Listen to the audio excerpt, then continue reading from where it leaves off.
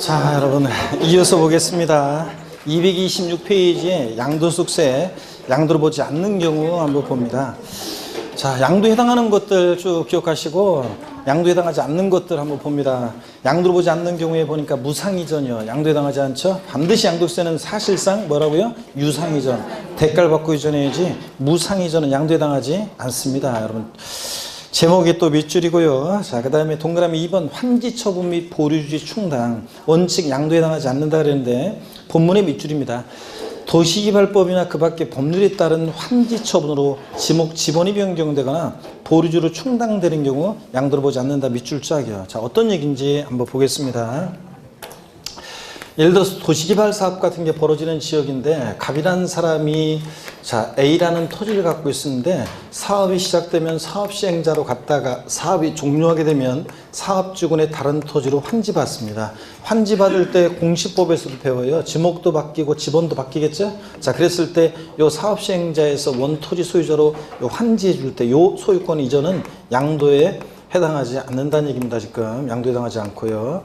그 다음에 원토지 소유자들이 사업시행자에게 토지 소유권을 이전했는데 이 토지가 만약에 이게 보류지에 충당되는 토지다. 그러면 보류지라는 것은 공익적의 목적에 쓰려고 보류해 놓는 공공용지, 또 그 다음에 공공용지나 공사비용에 대체하기 위한 땅 채비지를 말합니다. 보류지라는 것은 공사비용에 대체하기 위한 땅 채비지요. 그러면 이때 원토지 소유자들이 사업시행자에게 토지 소유권을 이전할 때 이 이전은 양도에 해당하지 않는다고 봅니다. 자, 그러면 여러분요, 여기 이제 양도에 해당하지 않는다. 자, 양도 그러면 대가 없이 이전한 거냐? 그러면 그런 게 아니에요. 이거 공짜로 이전하는 게 아니라 다 대가를 받고 이전하는 거예요, 이거. 자, 그러면 양도에 원래 해당해야 되는데 왜 양도에 해당하지 않는다고 보냐면 정책적 목적으로 그래요. 자, 도시개발 사업 같은 거 벌어질 때 원토지 소유자와 사업시행자 사이에 내부적으로 왔다 갔다 하는 것에 대해서 세금을 부과하면 그만큼 절차가 늦어지고 사업비용이 증가하기 때문에 이렇게 환지처분으로 지번 변경되거나 보류주로 충당되는 경우에 양도에 해당하지 않습니다. 정책적 목적으로요. 결론만 알아두시면 됩니다. 그래서 양도에 해당하지 않는다. 밑줄이요. 중요하고요. 근데 동그라미 니은번 예외가 있는데 요 예외에 요 가만지, 증환지 이런 것들은 여러분들이 자, 공부가 좀 더 된 다음에 다른 세목에서 또 다른 과목에서 공부가 좀 더 되고 자, 그런 상태에서 말씀을 드리겠습니다. 요건 예외는 나중에 볼게요. 227페이지 봅니다. 용어 정리 여러분이 읽어보시고요. 그 다음에 동그라미 3번 봅니다. 지적경계선 변경을 위한 토지 교환을 봅니다. 토지 경계를 변경하기 위하여 공간정보의 구축 및 관리에 관한 법률에 따른 토지 분할 등 법령으로 정하는 토지 교환의 경우로서 다음의 요건을 충족하는 경우에는 양도에 해당하지 않는다. 그래서 동그라미 기억번 밑줄입니다. 공간정보의 구축 및 관리에 관한 법률 및 그 밖의 법률에 따라 토지 이용상 불합리한 지상 경계를 시정하기 위한 토지 분할 등을 통한 토지 교환일 것 밑줄이요. 또 니은번이요. 밑줄입니다. 위 기억에 따라 분할된 토지 전체 면적이 분할 전 전체 토지 면적의 100분의 20%를 초과하지 아니할 것 밑줄이요. 자, 그럼 어떤 얘기인지 한번 보겠습니다.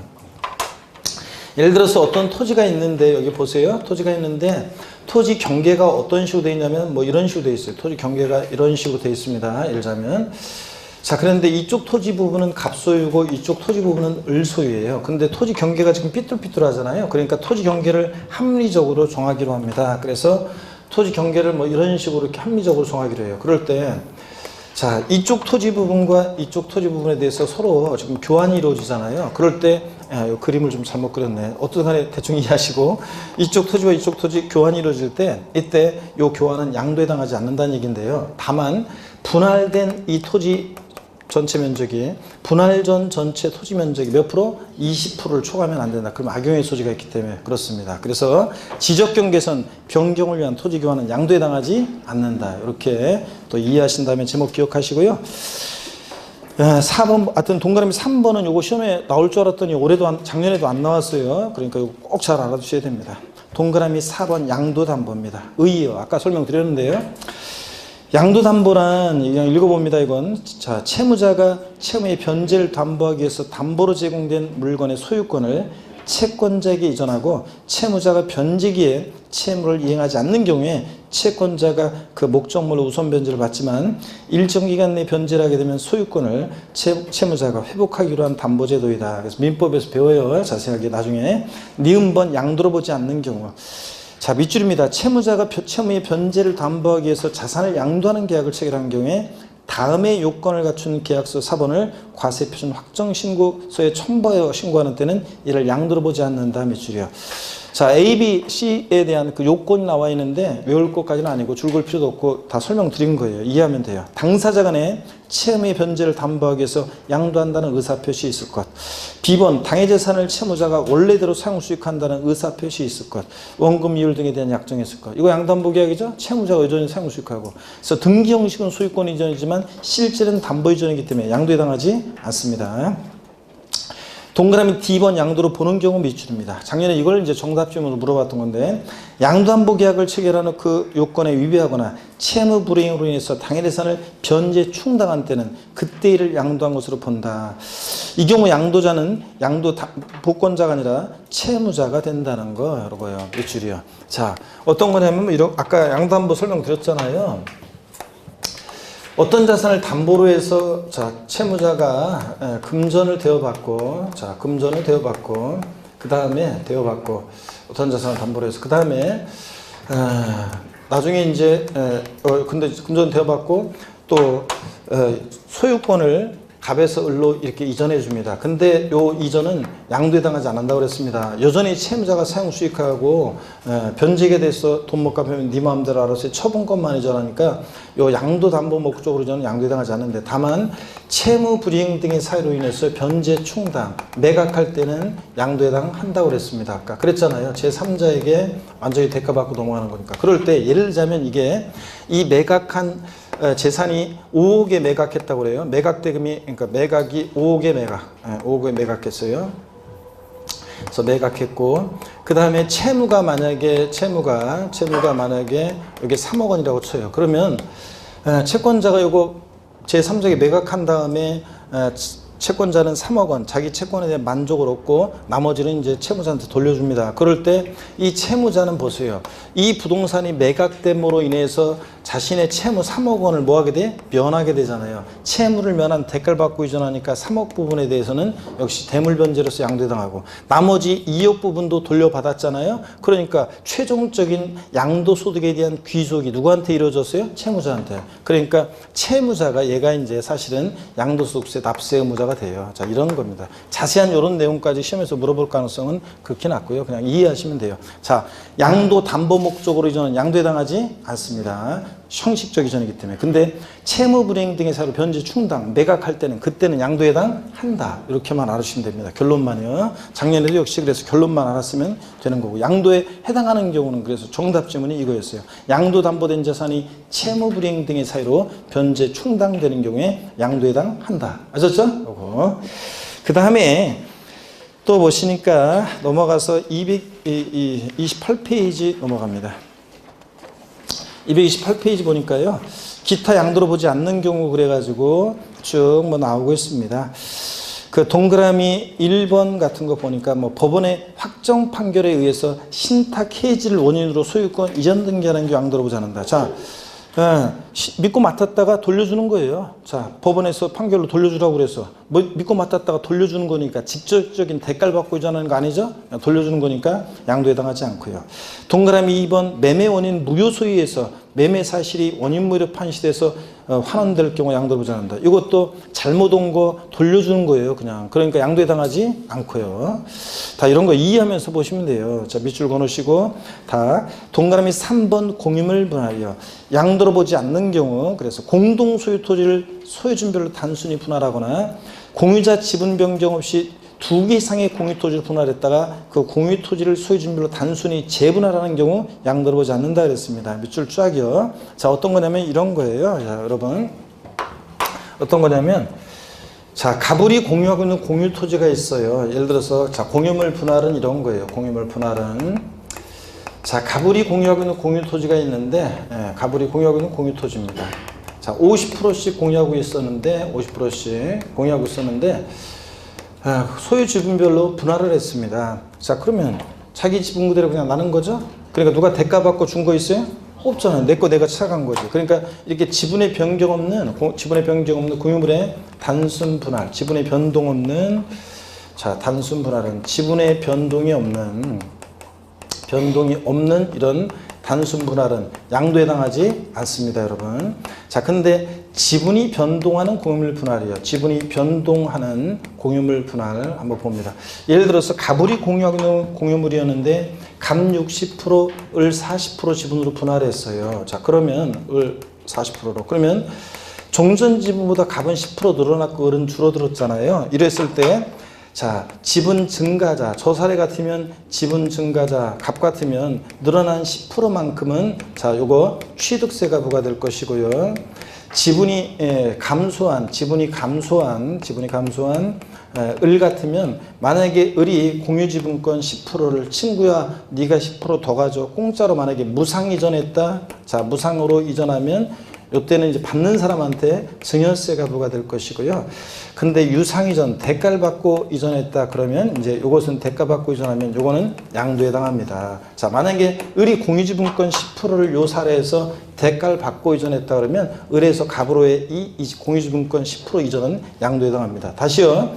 지분의 변동 없는 공유물의 단순 분할은 양도에 해당하지 않습니다. 근데 지분이 변동하는 공유물 분할의 경우에 지분 감소로 변동될 때 유상 이전이면 양도에 해당한다는 얘기입니다. 이해되십니까, 여러분? 자, 그 다음에 또 그 이어서 나온 게 이런 게 나왔었어요, 아까. 자, 가불이 공유하는 공유물이었는데, 자, 공유 토지를 2개 이상의 공유 토지로 분할. 자, 2개 이상의 공유 토지로 분할. A 토지와 B 토지로 공유 토지를 소유자 지분 변동 없이 그 가불이 A 토지도 가불이 B 토지도 가불이 공유하고 있죠. 자, 공유 토지를 공유자 지분 변경 없이 2개 이상의 공유 토지로 분할했다가 소유 지분별로 자, 재분할. 지분의 변동이 있어요, 없어요? 없잖아요. 그러니까 지분의 변동 없는 공유물의 분할은 양도에 해당하지 않고 지분이 변동하는 공유물 분할의 경우에 지분 감소로 변동될 때 유상 이전이면 양도에 해당합니다. 대가를 받고 공유지분권 넘겼을 때. 예? 요 얘기입니다. 자, 그 다음에 그래서 동그라미 니은번 양도로 보는 경우 봅니다. 3번 공유물 분할해서 동그라미 니은번. 공동 소유 토지를 소유지분별로 분할하면서 그 공유 지분이 변경, 지분 감소로 변경되면서 대관계가 있는 경우에 유상 이전으로 봐 양도로 본다음에 출자기요. 이해되십니까, 여러분? 이런 얘기고. 동그라미 4번도 아까 설명드렸습니다. 이혼으로 인해서 혼인 중에 형성된 부부 공동 소유 재산을 민법 규정에 따라 재산 분할로 이전하는 경우에 양도로 보지 않습니다. 자, 부부가 혼인 후에 형성한 재산은 부부 공동 소유 재산인데 자, 재산 분할 청구권 행사에 내 목 내가 찾아간 거니까 양도에 해당하지 않는다고 그랬습니다, 아까. 그 다음에 동그라미 5번은 나중에 설명드릴 거고요. 6번 봅니다. 배우자 또는 직계존비속 간의 부동산을 이전하는 경우에는 실질적인 대관계에 의무이 따르기 때문에 그 재산에서 증여로 추정되는 것이나 밑줄 쫙이요. 자, 한 입을 돕고 자는 새 부모 자식 간에 무슨 양도냐. 남편이 자다 말고 자기 부인한테 여보 광명에 있는 아파트를 3억 5천에 내가 샀는데 요거 5억이 됐잖아. 당신이니까 내가 특별히 3억 7천만 원에 팔려고 하는데 살래? 고마워. 매매계약서 쓸 때. 에? 또는 또 뭐 친정아버지가 2억에 산 아파트인데요. 지금 4억이 됐대요. 근데 요거 저한테 주려고 하는데 그냥 주면 4억에 대해서 증여세가 계산되니까 너무 세금 많이 나오겠죠? 그러니까 요걸 갖다가 친정아버지가 2억에 옛날에 산 걸 지금 저한테 2억 1천만 원에 파는 거로 매매계약서 쓰면 어떨까 이런 얘기 해드렸잖아요. 배우자 직계존비속 간의 양도는 겉모습은 양도지만 속내용을 실질적으로 들여다보면 대관계 인정할 수 없겠죠. 그래서 증여로 뭐 한다고요? 추정합니다. 그래서 증여하는 것으로 추정해서 증여세 부과됐는데 다만 이 경우에도 그 대가를 지출한 사실이 입증되는 경우 양도로 보는 경우도 있습니다. 그래서 그 대가를 지출한 사실이 입증되는 경우라는 게 공매나 경매를 통해서 이전한다거나 뭐 등기 등록을 요하는 재산을 서로 교환한다거나 뭐 등등 그런 경우예요. 그런 경우 대관계 입증이 되면 양도로 보는 경우도 있다는 것. 그래서 배우자 또는 직계존비속 간의 양도는 항상 양도소득세 과세되지 아니한다. OX예요. X입니다. 항상은 아닙니다, 여러분들. 이런 것들. 자, 이렇게 해서 양도에 해당하는 거, 해당하지 않는 것들을 쭉 한번 살펴봤습니다, 여러분. 자, 그 다음에 이제 교재 228페이지 제3절 양도 및 취득시입니다. 자, 보기 전에 다시 한번 잘 보세요. 양도에 해당하는 거, 매매, 교환, 법인의 현물출자, 대물변제, 금전적 채무에 가름해서 이전하거나 이혼의 유자료 지배에 가름해서 이전하거나 손해배상 유자료 지배에 가름해서 이전하거나 조세 물납에 가름해서 이전하거나 채무 면한 대가를 받고 이전하니까 양도당합니다. 부담부 증여. 자, 요 사례를 이제 나중에 이제 계속 이제 강조드릴 거예요. 시가 5억 상당 토지를 증여하는데 거기에 3억 원의 저당권이 설정되어 있다. 5억짜리 주택을 증여하는데 거기에 3억 원의 전세권이 설정되어 있다. 이런 부담 있는 증여를 했을 때 수증자가 알아서 내가 알아서 갚을게. 채무를 인수하기로 했을 때 그 인수하는 채무액 상당액은 증여자 입장에서 보면 자신이 갚아야 할 돈을 수증자가 대신 갚아주니까 채무를 면하는 대가를 받았다고 봐서 3억 부분에 대해서는 양도세가 부과되고 증여자한테.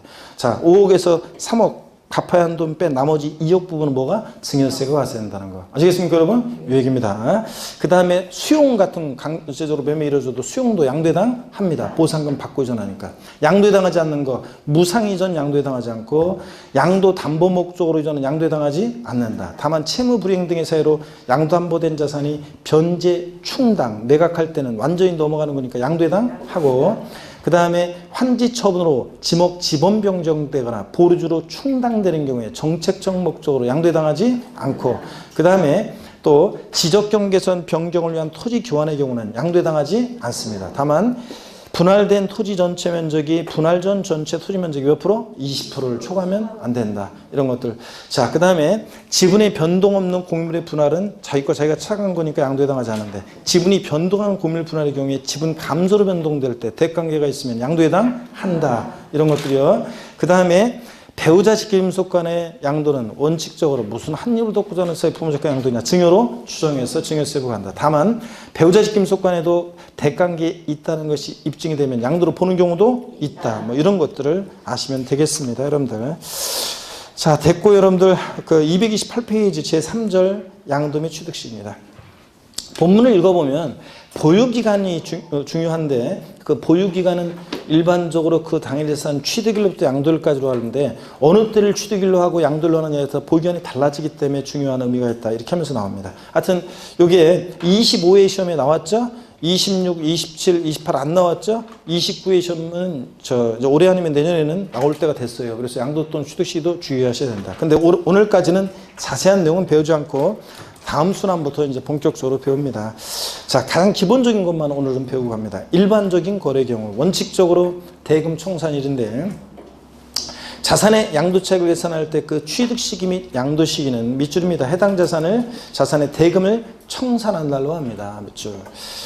자, 이 대금 청산이라는 게 뭐냐 그러면 실제로 잔금의 전부를 주고받은 날을 말해요. 그래서 자, 계약상 잔금 지급과는 관계없습니다. 그래서 사실상 잔금 지급일, 대금 청산일, 거기 여러분들 사실상 대금 청산일 거기다 해놨죠? 그러면 사실상 대금 청산일 거기다가 돼지꼬리 땡냐에서 여러분 뭐라고 해놨냐면 계약상 잔금 지급일 X입니다.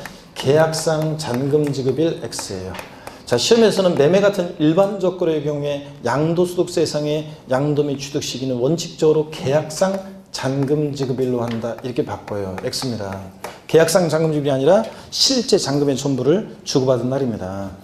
취득세는 매매 같은 유상승계 취득의 경우 취득세상 취득 시기는 원칙 계약상 잔금 지급이라. 취득세는 명시가 안 됐다. 잔금 지급이 계약일로부터 60일 경과하는 날. 국수공판법 같은 객관적인 취득은 언제였어요? 사실상 잔금 지급.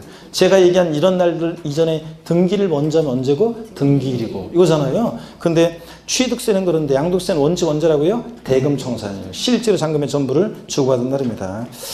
그 다음에 이 경우 대금 요 얘기는 단서 요 얘기는 지금 신경 쓰지 마세요. 자, 229페이지 양가로 2번 예외 등기 접수일이요. 자, 원칙은 대금 청산일인데 동그라미 1번 대금을 청산한 날이 분명하지 않다 그러면, 자, 대금을 청산한 날이 분명하지 않은 경우에는 등기부 등록부 명부 등에 기재된 밑줄입니다. 등기 등록 접수일 명의개소일이에요. 주식은 주주 명부에 등재되고 명의개소일을 취득시로 하는데 부동산은 등기 접수일입니다. 그래서 우리는 부동산 세법이니까 부동산 의 경우에 등기 접수일, 즉 대금 청산이 원칙인데 불분명하다 등기 접수일 이렇게 기억합니다. 그 다음에 동그라미 2번입니다. 대금을 청산하기 전에 소유권자 등기했다. 대금을 청산하기 전에 소유권자 등기한 경우에는 등기부, 등록부, 명부 등에 제시된 자 등기 접수일 미출이죠. 등기 접수일 미출. 그래서 어려울 건 하나도 없네. 매매 같은 일반적 거래의 경우에 양도소득세에서 자 보유한 판정할 때 양도 및 취득 시기는 원칙 언제? 대금 청산일. 불분명하다? 등기 접수일. 대금 청산일 전에 등기했다? 등기 접수일입니다. 시험에서는 뭐 이렇게 바꿔요. 자, 매매 등 일반적 거래의 경우 양도세 원칙 대금 청산일로 하나 불분명한 경우에는 계약상 잔금지급일로 한다. 그렇다죠? 아니고 언제라고요? 등기 접수입니다. 양도세는 계약성은 관계없어요. 여튼. 자, 그럼 사례를 통해서 한번 보겠습니다. 자, 여기를 보세요. 사례를 통해서 한번 보겠습니다. 예를 들어서요. 갑이라는 사람과 을이라는 사람이 부동산을 매매하는데요. 매매하는데 계약일이 만약에 18년도 올해 만약에 3월 2일입니다. 근데 계약서상 잔금 지급일로 기재된 날은 같은 연도 4월 10일입니다. 실제로 근데 대금이 청산된 날, 자 사실상 잔금 지급일, 대금 청산일은 같은 연도 4월 만약에 15일이었습니다. 을명의로 등기가 이루어진 등기 접수일은 예를 들어서 등기 접수일은 만약에 같은 연도 5월 만약에 5월 20일이었습니다. 자 이랬을 때 을 입장에서 보세요. 을 입장에서 양도소득세상의 취득 시기가 아니라요. 봅니다. 을 입장에서 취득세상의 취득 시기는 언제입니까? 취득세상의 취득 시기는 언제예요? 네? 취득세에서 개인간 거래입니다. 취득세상 취득 시기는 언제입니까? 네? 자, 취득세에서는 원칙 매매 같은 일반적 거래는 원칙 언제예요? 계약상 잔금지급일. 계약상 잔금지급일. 그래서 4월 10일입니다. 양도소득세상 을 입장에서 지금 양도소득세상의 취득 시기는 언제입니까? 4월 15일. 자, 양도소득세상의 취득 시기는 언제냐면 원칙 대금 청산이니까 4월 15일입니다. 다르죠, 여러분들? 비교하고. 그러면 갑 입장에서 보겠습니다. 갑 입장에서 양도소득세상의 자 취득 시기는 언제입니까? 양도소득세상의 취득 시기는 언제예요? 15일. 예? 을 입장에서 양도소득세상의 을 입장에서 아니라 갑 입장에서 양도소득세상의 취득 시기는 언제입니까? 예? 요거는 또 헷갈리네. 4월 15일입니다, 여러분. 자, 왜냐면 여러분 보세요. 우리 이 4월 15일 날 갑과 을이 만난 거예요. 갑과 을이 만나서 이날 갑이 잔금을 치러요. 그러면 을이 갑한테 잔금을 치러요. 그럼 갑 입장에서는 요 4월 15일 날이 양도일이 되는 거고, 4월 15일이 양도일이 되는 거고, 매수인 을 입장에서 이날이 뭐가 되는 거고, 취득일이 되는 거고. 그래서 매매의 경우에는 양도 시기 및 취득 시기가 같아요. 그래서 제목이 양도 또는 취득 시기, 양도 및 취득 시기. 왜 그러냐면 같은 날이에요, 이게. 아이고, 4월 15일 날 두 사람 만났잖아요. 만나가지고 그 잔금을 매수인이 치르게 되면 이날이 양도하는 사람은 양도일이고 사는 사람은 뭐가 되고 사는 날 취득일이 되는 거고. 그래서 같습니다. 자, 그러면 이렇게 이제 된다는 거. 그 다음에 또 이번에 질문 드리겠습니다. 만약에요, 이 등기 접수일이 요게 3월 20일입니다. 자, 그랬을 때 을 입장에서 취득세상의 취득 시기는 언제입니까? 을 입장에서 취득 시기는 언제예요? 언제예요? 원칙 계약상 잔금질인데 그 전에 등기하면 언제고요? 등기 접수일이죠. 자, 갑 입장에서 양도소득세상의 취득 시기는 언제입니까? 원칙 대금 청산일인데 그 전에 등기했으니까 언제고요? 등기 접수일이고. 자, 갑 입장에서 똑같아요. 3월 20일이 양도일이 되는 거고요. 이해되십니까, 여러분? 요번 이렇게 하겠습니다. 등기 접수일은 5월 20일로 하고요. 자, 계약상 잔금지급일이 불분명합니다. 요거 5월 20일로 하면 또 안 되겠구나. 요걸 좀 6월 20일로 바꾸겠습니다. 6월 20일이고요. 그 다음에 계약상 잔금질이 명시가 안 됐습니다. 불분명해요. 자, 그 다음에 대금 청산일도 불분명합니다. 불분명해요. 그랬을 때, 자, 을 입장에서 취득세상의 취득시는 언제입니까? 6월 20일. 예? 을 입장에서 취득세상 취득시는 보세요. 계약상 장부일이 명시가 안 됐다, 불분명하다 그러면 자, 취득세에서 원칙 계약상 장부 명시가 안 됐다, 계약일로부터 60일 경과하는 날이지. 계약일로부터 60일 경과하는 날이니까 언제입니까? 5월 뭐 한 1일이나 2일 되겠죠? 네, 이렇게 됩니다. 자, 그래서 요때를 취득시로 하는 거고. 그 다음에 양도소득세상의 취득시는 언제입니까? 5월 1일 정도 된다고. 양도세상의 취득시는? 네? 대금 청산인데 불분명하다 그러면 등기 접수일 6월 20일. 등기 접수일 6월 20일. 자, 이렇게 되는 거고. 이해되십니까, 여러분? 네, 자, 그래서 취득세는 매매 같은 유상승계 취득 원칙 계약상 장부일 명시가 안 됐다, 계약일로부터 60일 경과하는 날. 국수공판법 같은 객관적인 취득은 사실상 장부일. 이런 날들 이전에 등기를 먼저 하면 언제고? 등기 접수일이고. 양도소득세에서는 원칙 언제? 대금 청산일. 불분명하다, 등기 접수일. 대금 청산일 전에 등기했다, 등기 접수일. 자, 요겁니다, 여러분들. 취득세 헷갈리면 안 되고. 자, 됐습니다. 그 다음에 특수한 거래의 경우에 이제 취득 시기는 우리 다음에 이제 본격적으로 배울 건데 양가로 3번만 좀 봅니다. 양가로 3번이요. 상속 증여받은 재산. 229페이지. 상속 또는 증여에 의해서 취득한 자산에 대해서는 자, 229페이지 하단에 찾으셨습니까, 여러분? 예. 상속으로 취득한 자산 갖고 있다 팔 때 어느 때를 취득 시효하느냐? 상속 개시일이요. 상속 개시된 날. 증여받은 자산 갖고 있다 팔 때 어느 때를 취득 시효하느냐? 증여받은 날. 증여받은 날이 언제냐에 대해서 학설이 부동산은 등기일, 동산은 인도일을 의미한다고 하는데 어떤 간에 하여튼 예규가 그런데 하여튼 뭐 우리 시험 문장 증여받은 날 이렇게 나와요. 자, 취득세에서는 증여로 취득한 자산에 대해서 취득세에서는 어느 때를 취득 시기로 했냐면 취득 시기가 언제였습니까? 취득세에서는 증여 계약일을 취득시로 했고 무상취득의 경우 계약일이었잖아요. 증여 계약일 취득세는 다 까먹구만. 증여 계약일이고 양도소득세에서는 언제라고요? 증여 받은 날이고요. 이런 차이점이 있습니다. 서로 뒤바꿔서 낼 수 있겠죠? 네, 그래서 증여로 취득한 자산 취득세는 증여 계약일, 양도세에서는 증여받은 자산 갖고 있다 팔 때 어느 때를 취득시로 하느냐? 증여 받은 날.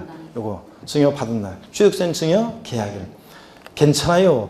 계속 얘기해 드릴 거기 때문에 계속 얘기해 드릴 거니까 괜찮아요. 나머지 내용들은 우리 다음에 여러분들이 다른 그 과목들에 대한 지식이 좀 생기고 좀 우리 세법에 대한 여유가 좀 생겼을 때 3, 4월 월요일에 걸쳐서 쭉쭉 설명 다 드릴게요. 자, 지금은 요 정도만 알고 갑니다.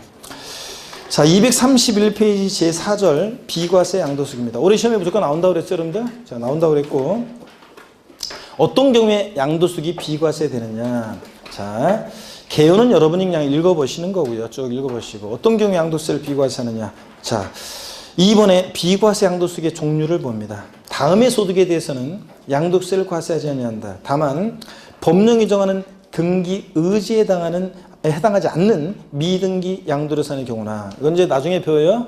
자, 미등기 양도하였다. 자기 명의로 취득에 원한 등기하지 않고 양도하면 여러 가지 불이익을 주고 있습니다. 조세포탈 우려 가능성이 높기 때문에. 근데 법령에서 등기된 곳으로 봐주는 경우가 있는데 그 등기 의지에 해당하지 않는 미등기 양도료산의 경우나 허위계약서 작성해요. 업계약서나 다운계약서 쓴다거나 이런 경우에는 비과세를 적용하지 않습니다. 이런 경우는 비과세권 갖췄어도 비과세하지 않고 과세를 합니다.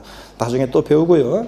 어떤 경우에 양도수기 비과세 되느냐. 비과세 양도수기 동그라미 1, 2, 3 이렇게 나와 있습니다. 먼저 제목만 일단 기억해야 되는 것들이 1번 같은 건 제목만 기억하면 돼요. 파산 선고에 의한 처음으로 발생하는 소득은 비과세합니다.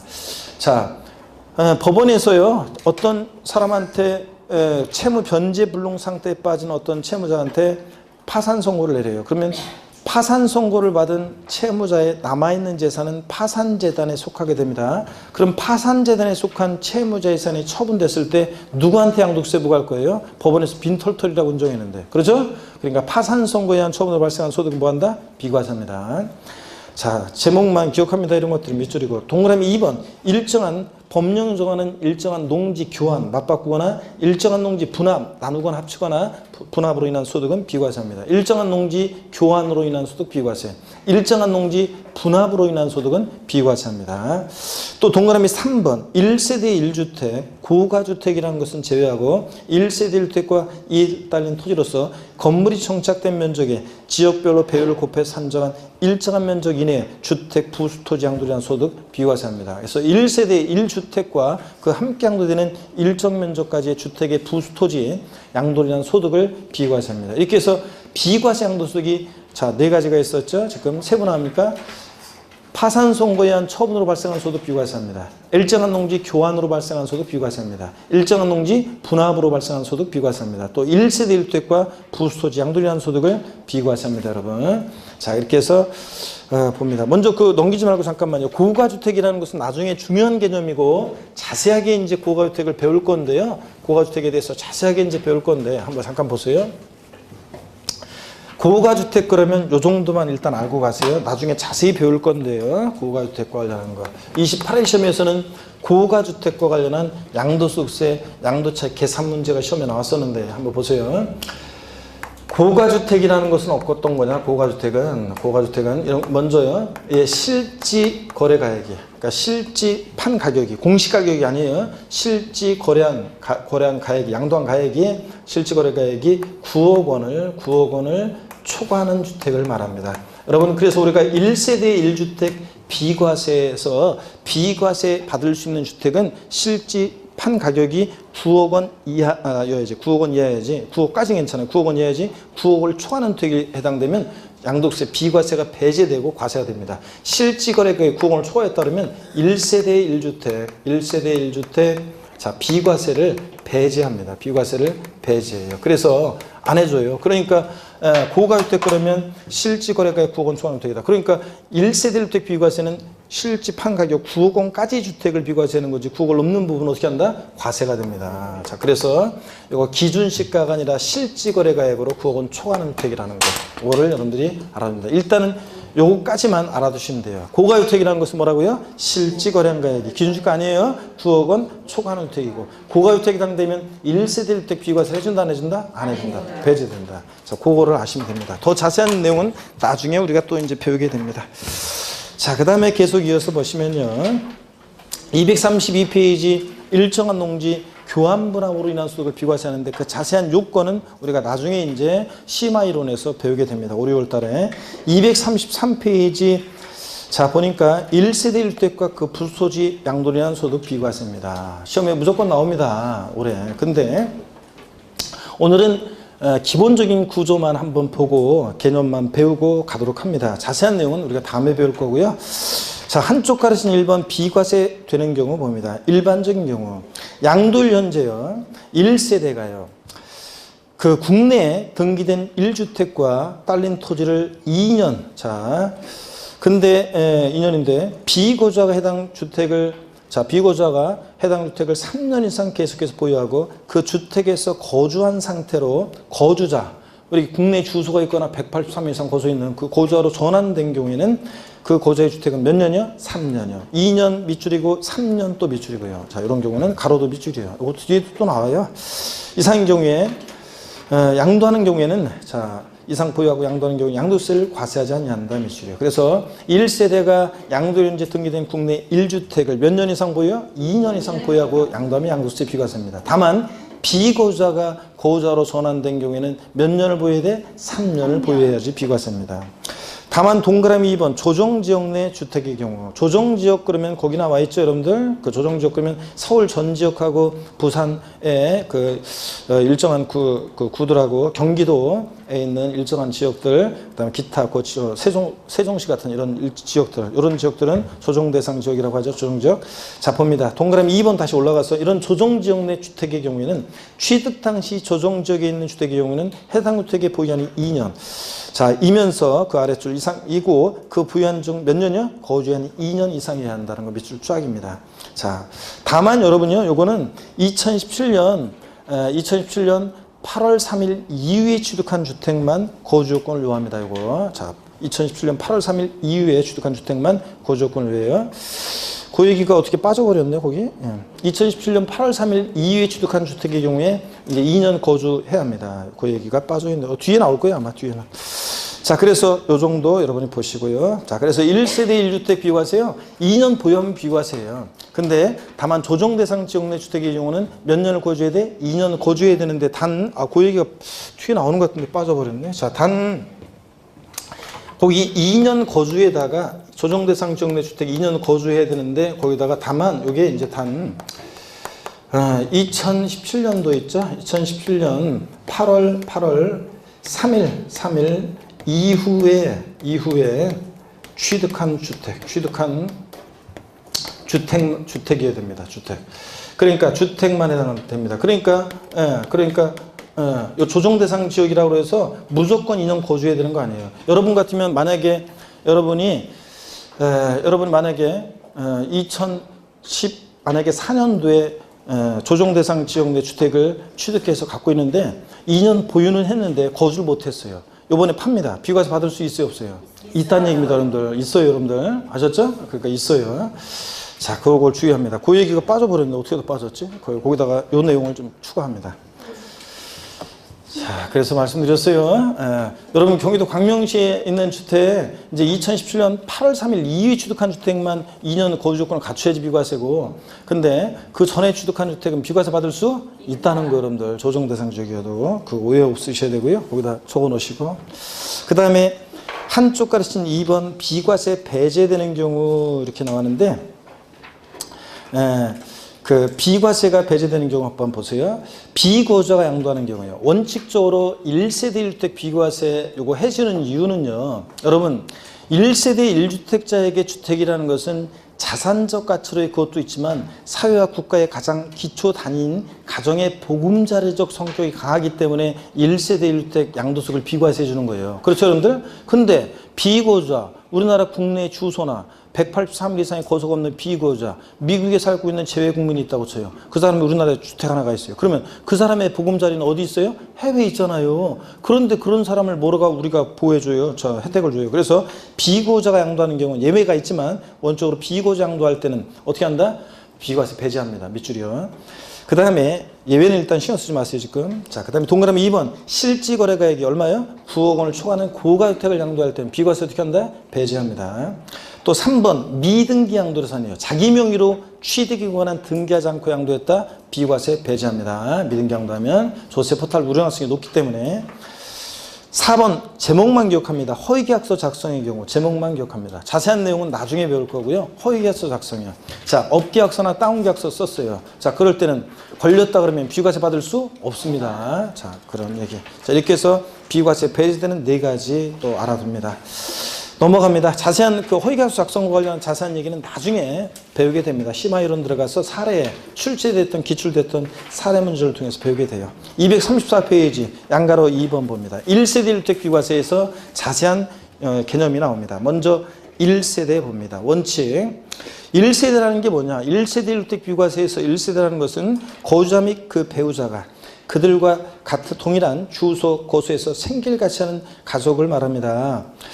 그래서 그 거주자 및 그 배우자의 직계존미성 및 형제자매를 말하며 취약, 질병에 의한 근무상민편, 사업상민편으로 본래 주소 거소를 일시 퇴거한 자를 포함해서요. 그렇지 않으면 다 주소 잠깐 옮겨놓을 거기 때문에 일시 퇴거한 자 포함해서 구성하는 가족 단위를 말합니다. 그래서 실무적으로는 동일한 주민등록표상에 있으면 1세대원으로 봅니다. 여러분들 동일한 주민등록표상에 있으면 실무적으로는 1세대원이 됩니다. 그래서 아까도 제가 명절 지나고서 일요일날 그 연휴 때 일요일날 어떤 그 수강생이 물어봤다 그랬잖아요. 아니 어떻게 그러고서 실무하고 있는지 내가 이해가 안 된다 그랬잖아요. 그 수강생 아니 제가 일단 손님이 오면은 저 주택을 판다고 오면은 그러면은 일단 뭘 물어봐야 되냐면 그 세대원 간에 주택이 지금 이거 말고 또 있는지 그부터 물어봐야 되잖아요. 집이 몇 채인지 그 동일한 주민등록표상에 있는 세대원 간에 주택 소유하는 주택이 몇 개인지를 물어봐야지. 1주택이다. 당연히 비과세지. 자, 그래서 30년 됐다니까 당연히. 근데 2년 이상 보였으니까. 근데 여기 이제 그걸부터 물어봤어야 되는데 하여튼 1세대원은 그렇게 판단합니다. 자, 동일한 주거소에서 생길같이 하는 가족 전원을 말하고요. 한쪽 가르친 2번 배우자 없이도 1세대로 보는 경우가 있어요.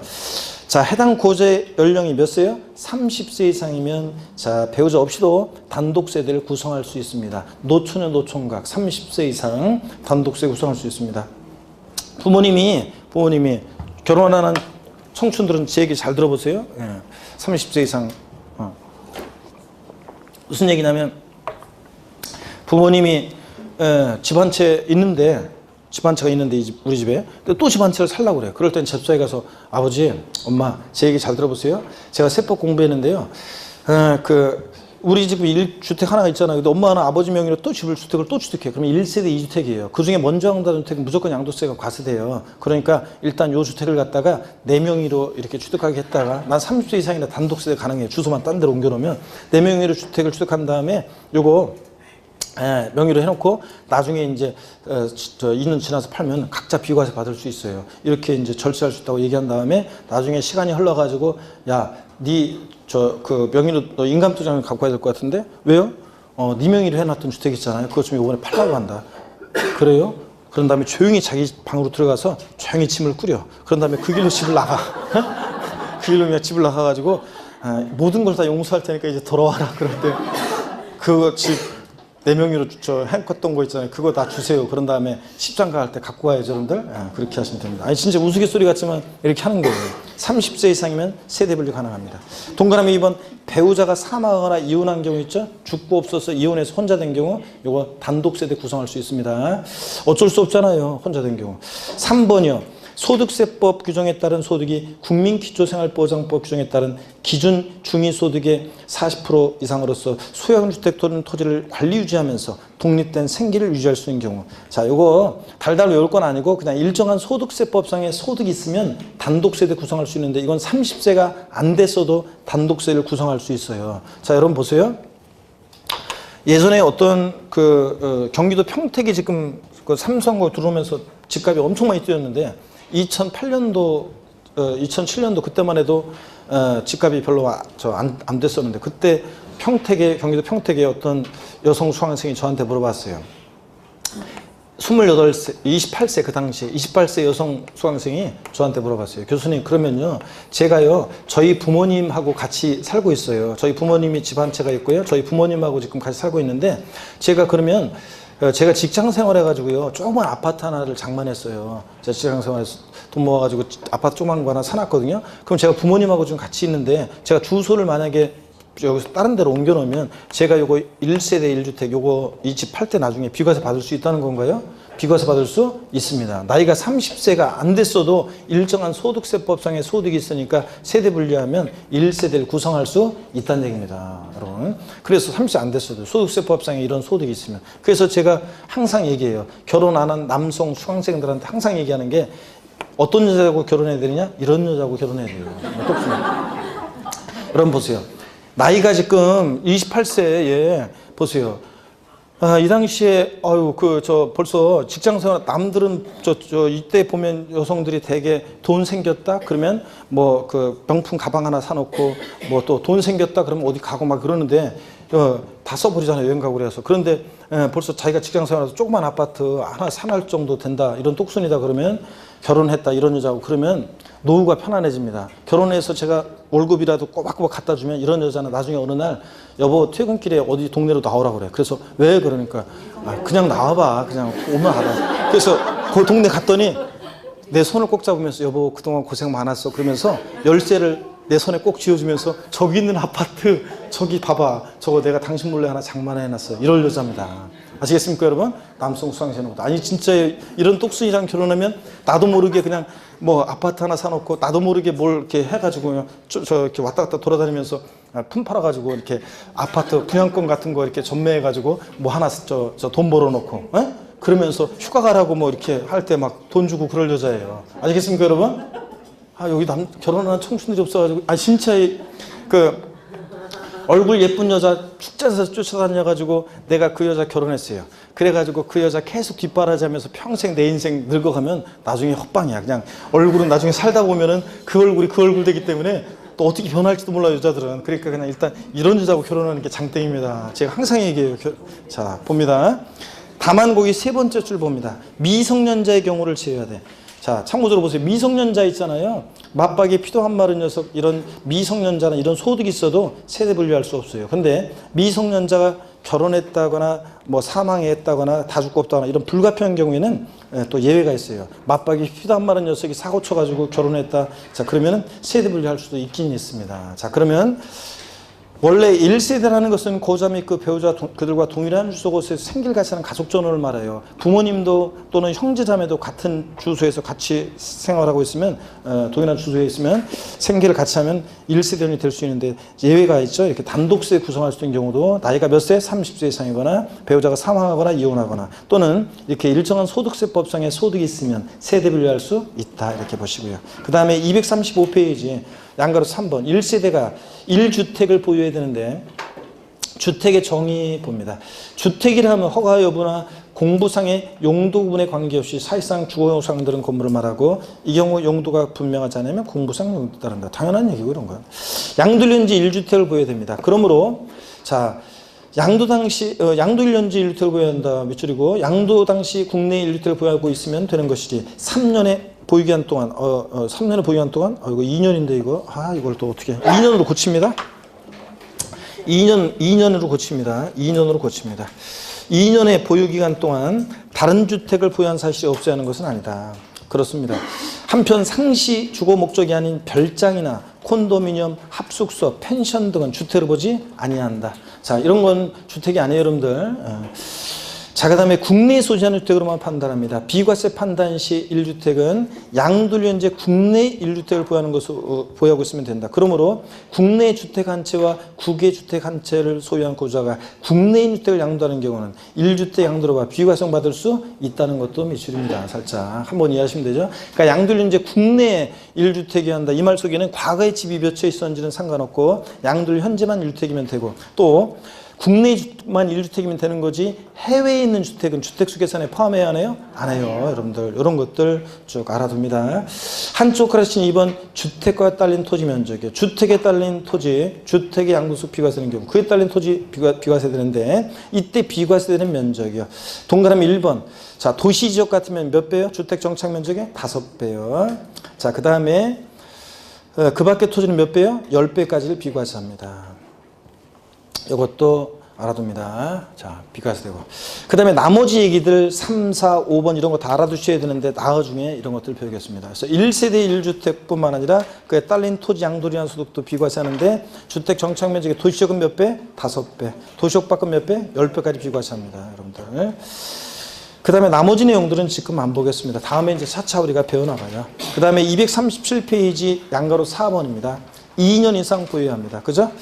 일반적인 경우 2년 보유해야 되는데 물론 이제 비고자가 고자로 전환됐을 때 몇 년이요? 3년을 보유해야 되고요.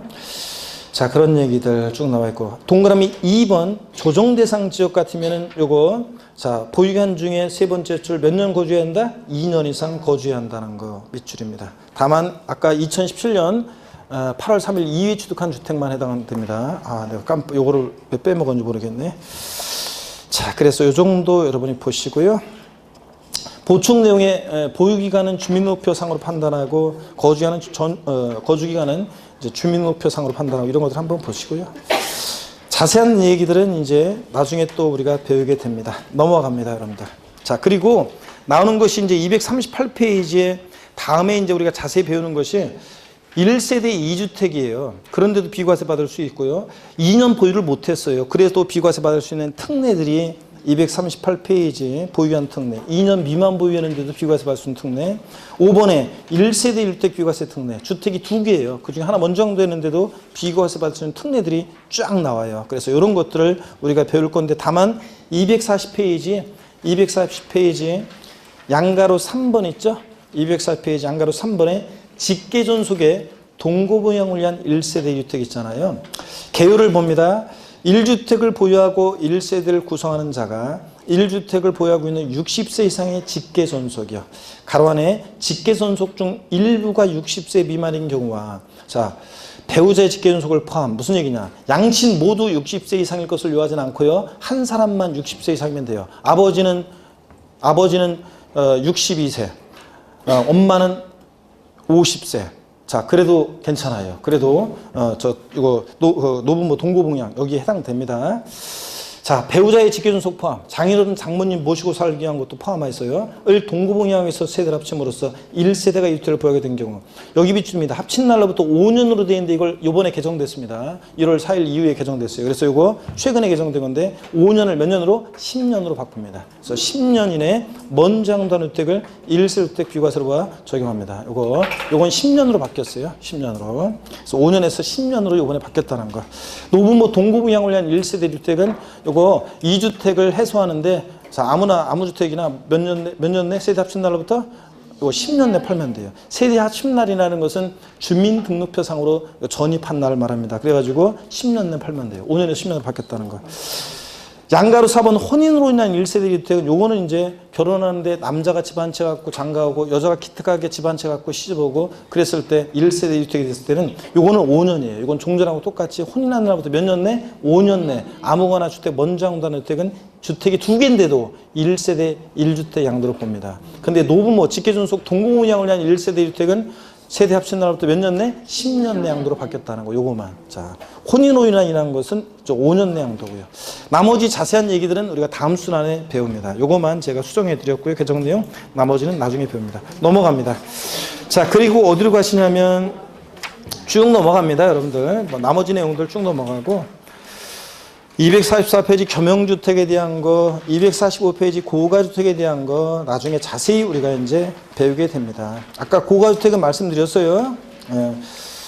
자, 245페이지 보니까 8번의 고가주택, 1세대 주택 비과세권을 갖추고 있는 경우라도 고가주택에 해당되는 경우는 실지 거래가액에 따라 양도가액 9억 원 초과 금액에 대해서는 비과세 적용되지 않는다 몇 줄이요. 다만 이제 무조건 비과세 배제는 아니고 안분해가지고 이제 비과세 9억까지는 비과세 받는 건데 나중에 이런 것들을 배웁니다. 자, 고가주택 양도했을 때 양도소득세 계산 어떻게 하느냐? 나중에 배웁니다. 지금은 고가주택 그러면 이 두 가지만 알면 돼요. 실지 양도한 가액이 기준시가 아니라 실지 양도한 가액이 얼마? 9억 원 초과는 되고 고가주택에 해당되면 1세대 주택 비과세를 어떻게 한다? 배제한다. 자, 요거만 일단 아시면 됩니다. 그리고 246페이지 제5절 양도소득세 계산 구조입니다.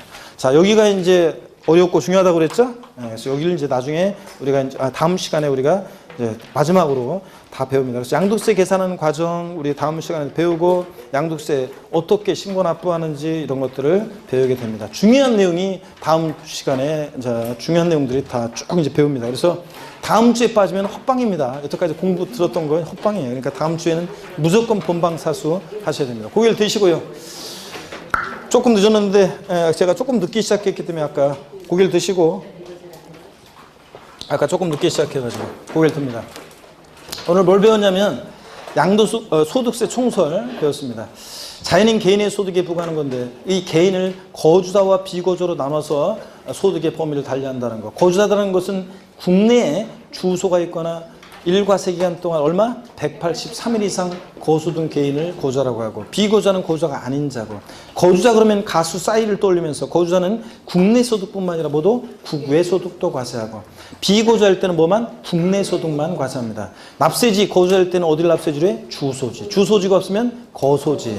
근데 비거주자일 때는 주소 거소지로 갈 수 없으니까 국내 비거주자가 사업장에 있으면 사업장 소유지. 사업장이 없으면 국내 원천 소득이 발생하는 장소, 국내 원천 소득이 발생하는 장소를 납세지로 합니다. 자, 소득세는 소득이 종류 쭉 열거되어 있는데 과세 방식, 소득세 과세 방식은 자, 종합과세 방식과 분류과세 방식이 있는데 양도소득이 채택하고 있는 과세 방식은 뭐라고요?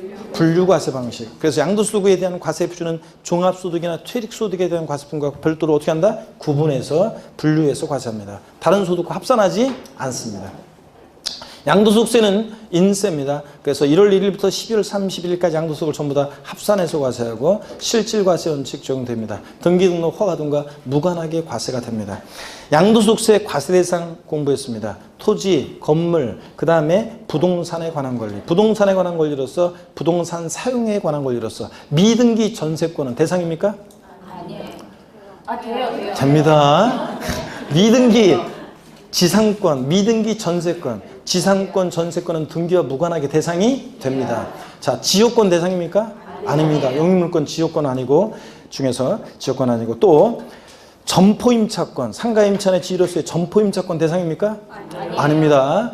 부동산 임차권의 대상입니다. 등기된 부동산 임차권이요. 부동산 사용 수익에 관한 제가 등기된 부동산 임차권의 대상인데 미등기 부동산 임차권은 대상이 아니고요. 또 부동산을 취득할 수 있는 권리로서 건물이 완성되는 때 건물과 이에 딸린 토지를 취득할 수 있는 권리로서 아파트 당첨권, 분양권, 조합원, 입주권 이런 것도 대상이 되고 자 국민주택 채권 대상입니까? 아닙니다. 토지 상환채권, 주택 상환채권, 상환이라는 말 들어있는 이 채권이 대상이 되는 거고 그 다음에 부동산 매매 계약을 체결한 자가 계약금만 지급한 상태에서 양도하는 권리 이런 것도 대상이 되고요. 이런 것들. 그 다음에 또 기타 자산 대상인데 특정 법인 주식 두 가지는 제외하고 나중에 배우고 자 사업용 고정자산과 함께 양도하는 영업권 대상이 됩니다. 단독 영업권만 양도하면 사업용 고정자산, 토지 건물 부동산에 관한 권리와 분리되어 양도된 영업권 대상이 아니고요. 또 특정 시설물 이용 회원권, 골프, 콘도, 종합 헬스클럽 회원권 같은 이런 명칭 불문하고 이용권 회원권 대상이 됩니다.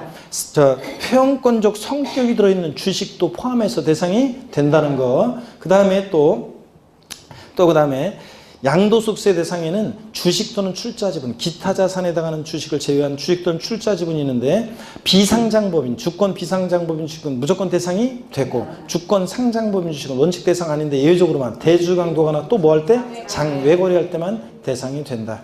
또 파생상품, 일정한 파생상품도 대상이 된다. 이런 거 배웠고요. 그 다음에 양도소득세 양도가 뭐냐 물어보면 한마디로 양도소득세 양도는 뭐다? 사실상 유상 이전이다. 사실상 이전만 하면 돼요. 등기 등록을 과세의 조건으로 하지 않습니다. 사실상 이전해야지 형식적 이전은 양도가 아닙니다. 양도 담보 목적으로 저는 양도에 해당하지 않는다. 다만 양도 담보된 자산이 채무불이행 등의 사유로 변제 충당 매각하면 양도에 해당한다. 또 사실상 유상이전 반드시 대가를 받고 이전해야지 무상이전은 양도가 아니라고 했습니다. 양도로 보는 경우요. 매매, 공매, 경매 포함합니까? 네. 네. 매매, 경매, 공매 포함해서 매매, 교환, 법인의 현물 출자, 그 다음에 대물 변제, 금전적 채무에 가름해서 부동산 같은 거 이전하거나 손해배상 위자료 지급에 가름해서 부동산 이전하거나 또 이혼할 때 이혼의 위자료 지급에 가름해서 부동산 이전하거나 또 그 다음에 조세 물납 같은 이런 경우에는 채무 면한 대가를 받고 이전하니까 대물 변제로서 양도에 해당합니다. 부담보 증여 5억짜리 토지나 주택을 증여하는데 거기에 3억 원의 저당권이 설정돼 있을 때 전세권이 설정돼 있을 때 이런 부담 있는 증여했을 때 알았어 내가 알아서 그거 갚을게 수증자가 채무를 인수하기로 했을 때 증여자는 채무 인수액 3억 부분에 대해서 뭐가 양도소득세 납부 의무가 있고 수증자는 5억에서 갚아야 한도 3억 뺀 나머지 채무 인수액 이외의 자산은 뭐가 증여세가 부과된다는 거. 그 다음에 부담보 증여 설명드렸고 그 다음에 또 양도에 해당하는 것들 뭐 등등 이런 것들 배웠습니다. 수용도 양도에 해당합니다. 보상금 받고 이전하니까. 양도에 해당하지 않는 거 무상이전 양도에 해당하지 않고 또 양도 담보 목적으로 이전 양도에 해당하지 않고 다만 양도 담보 된 자산의 채무비행 등의 사유로 변제 흉당 매각하면 양도에 해당하고 자 환지 처분으로 지목 지번 변경되거나 보류주로 충당되는 경우에는 정책적 목적으로 양도에 해당하지 않고 또 지적경계선 삐뚤삐뚤해서 지적경계선 변경을 위한 토지 교환은 양도에 해당하지 않는다. 다만 분할된 토지 전체 면적이 분할 전 전체 토지 면적이 몇 프로? 20%를 초과하면 안 된다. 이런 거 배웠습니다. 그 다음에 또 공유물, 지분의 변동 없는 공유물의 단순 분할은 양도에 해당하지 않습니다. 지분이 변동하는 공유물 분할의 경우에 지분 감소로 변동될 때 대가받고 이전하면 양도에 해당한다. 이런 것들. 뭐 아직은 요 정도만 아시면 되는데 뭐 매매 원인 무효소에 의한 무효 판결로 인한 소유권 환원, 잘못한 거 돌려주거나 신탁 해지로 인한 소유권 환원 돌려주거나 이런 것들 양도에 해당하지 않는데 나중에 좀 더 정교하게 배우겠습니다. 자, 그 다음에 양도소득세 우리 양도 및 취득 시기 매매 같은 일반 조건에는 원칙 언제다? 대금 청산일. 계약서와 상관없어요. 불분명하다 그러면 언제고? 등기 접수일. 대금 청산일 전에 등기하면 등기 접수일. 이런 것들. 자, 그 다음에 상속으로 취득한 자산은 어느 때를 취득 실효한다? 상속 개시일. 증여받은 자산은 갖고 있다 팔 때 어느 때를 취득 실효해? 증여 계약일. 아니고 증여 받은 날입니다. 증여 계약일 아니고 증여 받은 날. 이런 것들. 자, 양도소득세 우리 이런 것들 배웠고 또 양도세 비과세되는 소득이 있는데 파산 선고에 의한 처분으로 발생한 소득은 비과세입니다. 빈 털털이 됐으니까 파산 선고되어서. 또 일정한 농지 교환으로 인한 소득, 일정한 농지 분합으로 인한 소득 비과세입니다. 1세대 1주택과 부수소지 양도로 인한 소득을 비과세합니다. 그때 이 주택의 고가주택은 포함해 제외입니다. 하여튼 1세대가 양도를 현재 국내 1주택을 몇 년 보유? 2년 보유하고 양도한 비과세인데 다만 비고저가 고저로 전환될 때는 몇 년 보유? 3년 보유해야 되고 조정대상 지역 내 주택의 경우에는 이 보유한 중에 몇 년을 거주한다? 2년을 거주한다. 물론 2017년 8월 3일 이후에 취득한 주택만 거주요건 적용을 받습니다. 자, 그 다음에 과거에 집이 몇 채 있었는지는 상관없어요. 양도일 현재만 1주택이면 되고요. 자, 국내 주택만 1주택이면 되는 거지 해외에 있는 주택은 주택수 계산에 포함하지 않고요. 1세대원에는 거주하면 그 배우자 생계를 같이 하는 가족 전원을 말하는데 여기 형제자매나 부모도 다 포함합니다. 근데 배우자 없이도 단독세 구성할 수 있는 경우 나이가 몇 세? 30세 이상이거나 배우자가 사망하거나 이혼한 경우 또는 일정한 소득세법상의 소득이 있으면 세대 분리할 수 있다. 30세가 안 됐어도요. 근데 미성년자는 이런 소득이 있어도 원칙적으로 세대 분리할 수 없는데 다만 맞박이 피도 안 마른 녀석이 사고 쳐가지고 결혼했다거나 그런 사정이 있으면 예외가 있기는 있다. 자, 이런 것들을 오늘 배웠습니다. 자, 됐죠, 여러분들? 자, 오늘 조금 늦게 끝났는데 다음 시간에 마지막 양도세 중요한 내용들을 보도록 합니다. 자, 하여튼 다음 주에 씩씩한 모습으로 다시 뵙겠습니다. 고맙습니다. 수고하셨습니다.